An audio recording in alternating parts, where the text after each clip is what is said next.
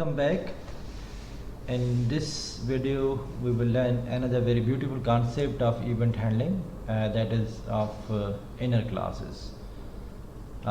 We covered inner classes, if you remember, when we were covering the concept of classes, but today we will see their real power. Today we will see that how they can be used very efficiently, right?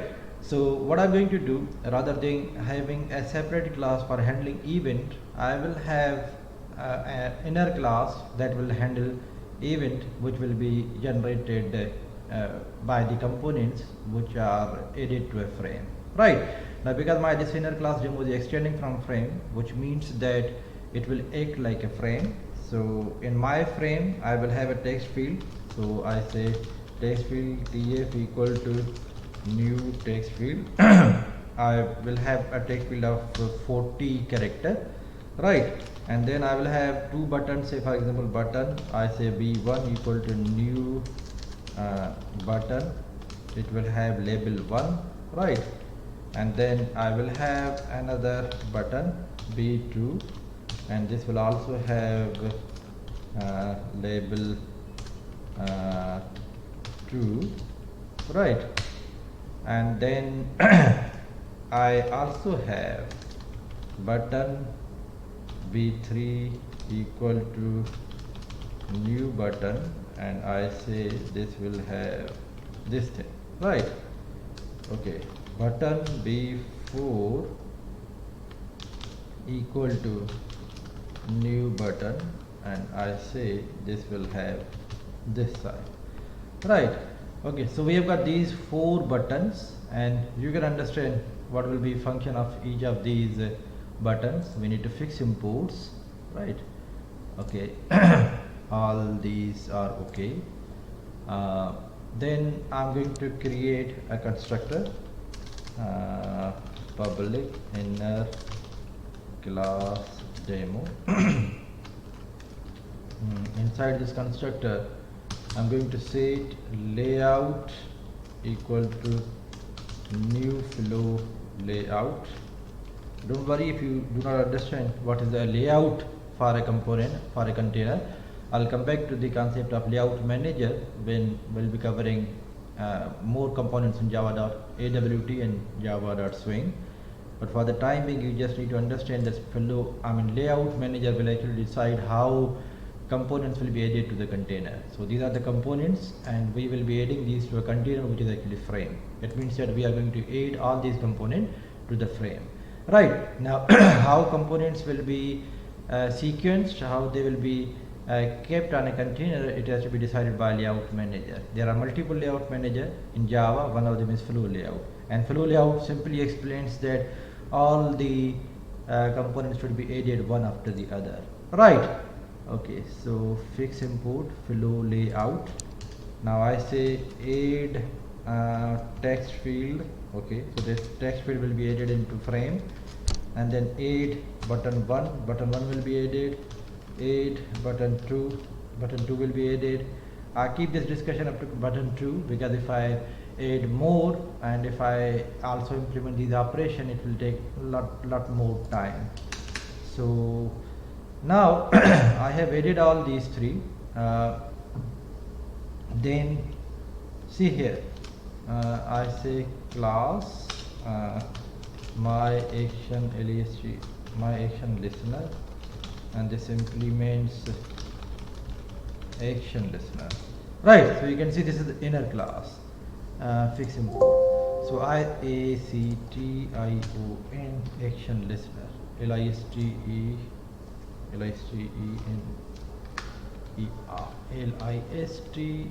right? So you can see here I have frame, and inside this I have this my action listener. So this is the inner class, and we say this will actually be performing it will be handling, it will be catching event of the type action listener. I mean the action event, and you know that action event is generated when you click a button, right? So you know why this error is. It says implement action performed, right? So we have to implement function action performed. Okay, public void action performed action event E. Right. So what I do here? Okay, fix import. Yes. I say here text field dot set text e dot get action command. I say do nothing.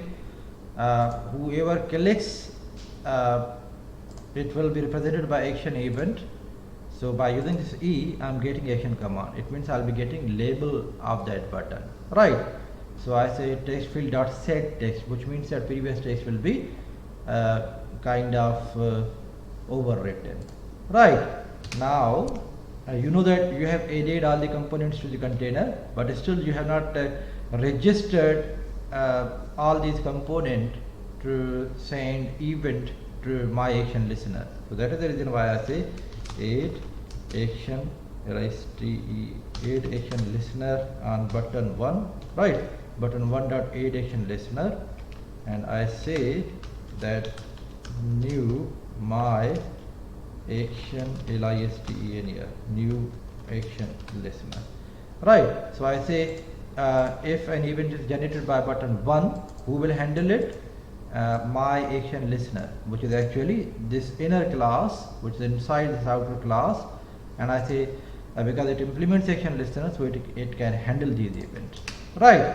Similarly, I say the action event for button 2 will also be handled by action listener, right?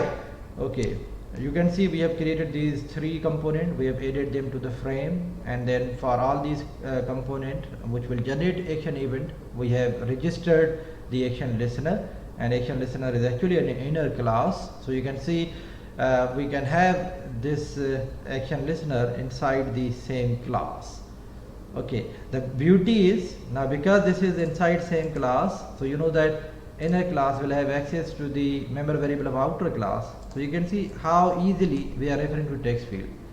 We are referring to this text field which is not a member of the inner class, but we are still able to do this because this inner class will have access to all the member variable which are in the outer class, which means that yes, we can directly access all the components which are in the outer class.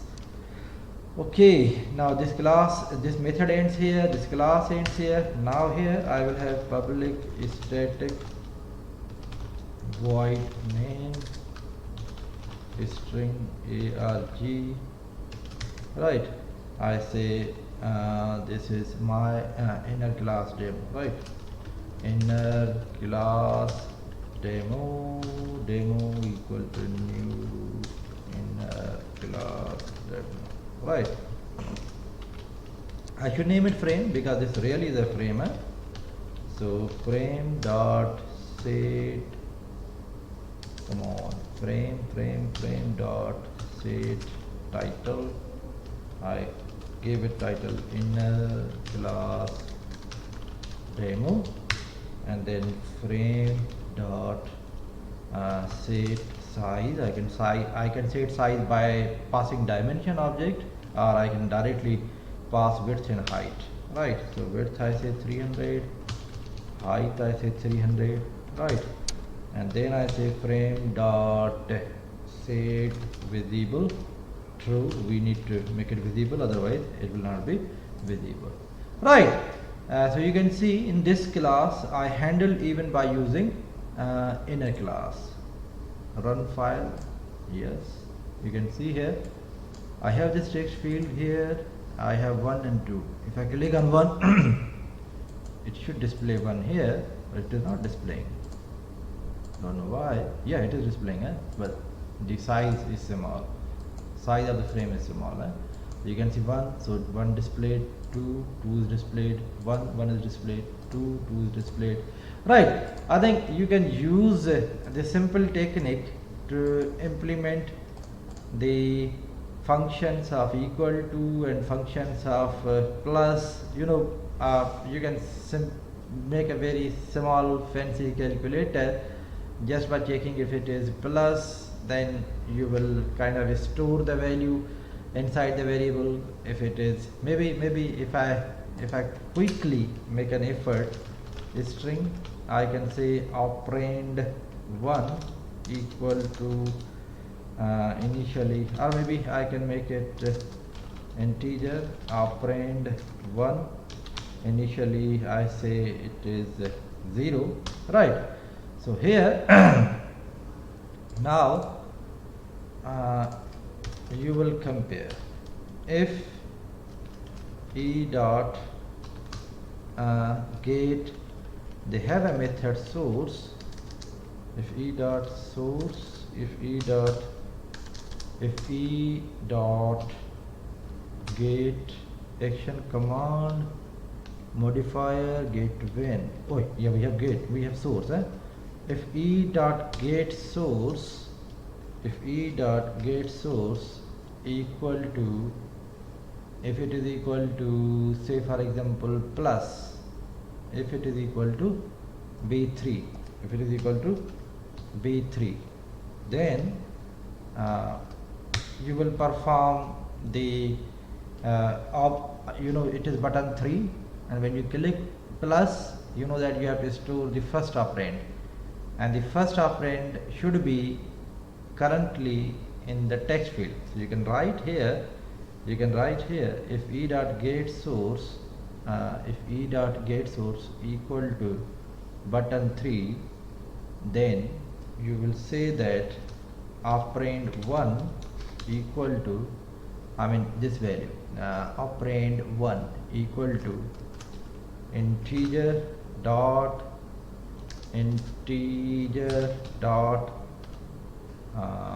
parse int, and you say e dot, not text field, dot get text, right? So you say that, I mean you integer, yeah, you just need to understand, when I have this calculator here, I give you an idea, you can do the implementation. When I click 5, so 5 is displayed here, then when I click on plus, you know that your first operand is inside this text field, so you are getting it from text field, and then storing in the operand 1, right? And then the next step is to make your text field empty, so you will say text field dot set text, and then make it empty, right?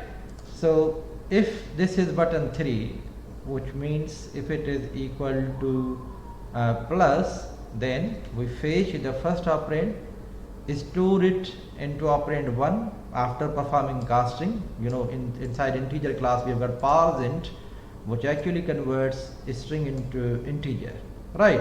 If it is convertible, if it is not convertible, then it will not. So here we say first operand we store in operand 1, and then we say text field empty, right?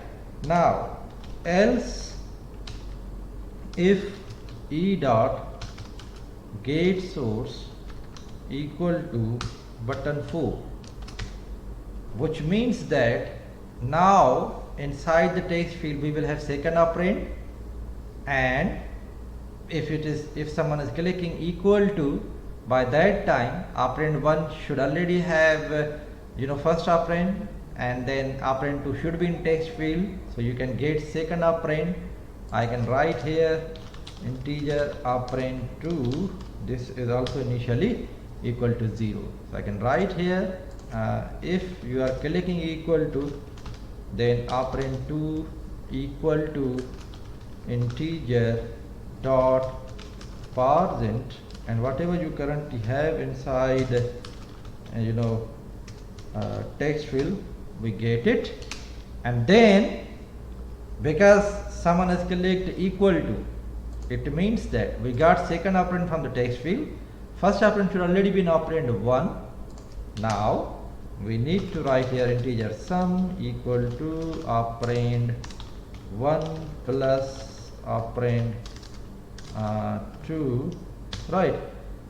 We have got this sum, and now I say that my text field dot set text, and I say set this sum, right? Okay, okay, uh, integer dot toString. Yes, we have toString because Java says I cannot accept integer in the set text, I need a string. I say okay, I'm going to convert integer to string by calling toString method, right? So we actually update the value of text field by the result, right? Okay, so let's check if it works properly. I have okay, maybe a little bigger.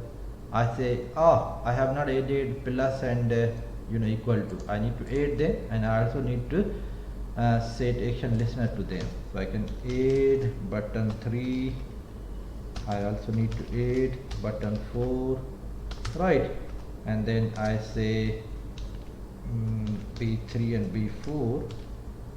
Their action listener is also same, right?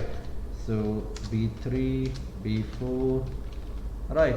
So on all 4 buttons I have I have added them, and I have also set action listener on them, which means that now whenever you click button 1, button 2, button 3, button 4, you know that their action listener is my action listener, which is actually this class, and you know that when you click button, action perform method will be called, and then we actually check why this has been which button has been clicked. Is it button 1, 2, 3 or 4?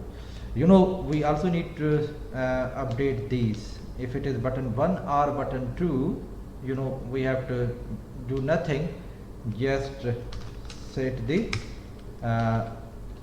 update the text field, right?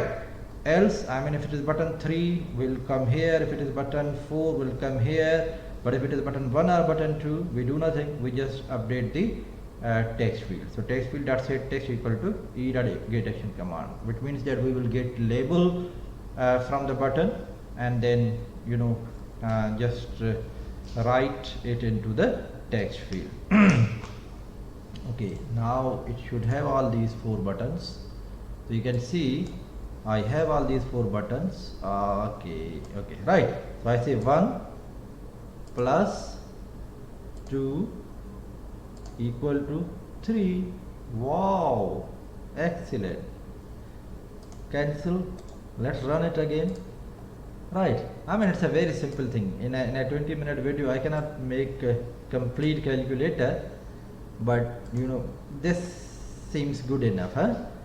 I'm still not handling 2 digit. I should have done it, but here only I'm handling 1 digit. Plus 1 equal to 3. But if you want to handle both digits, then you can do this. We will say that text field dot get text plus e dot get action command, right? We say that we will kind of get the already written text inside the text field and then concatenate it with the new text. Rather than replacing it, we are going to concatenate it. Let's run it. Can we now handle with 2 digits? Okay, I can write here. Okay, yeah, 1 and 2 plus 2 and 1 should be 33. Wow, it is, huh? So you can see that it's a very small application, but it is at least handling plus operation. You can extend it, you can make it a scientific calculator, you can make anything if you are good at event handling, right? Okay, I end this video here. I think this has been some bigger video, but you at least got an idea of inner classes and how they can handle it. See the advantage of inner class.